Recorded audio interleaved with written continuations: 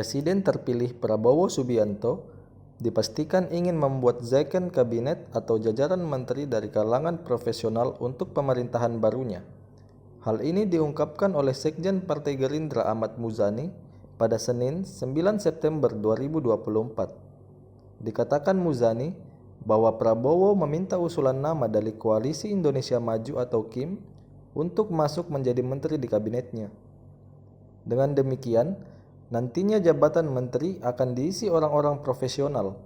Tak hanya itu, figur yang diusulkan juga memiliki relevansi dengan kementerian yang dipimpin. Keputusan final terkait susunan kabinet akan diumumkan langsung oleh Prabowo setelah pelantikan.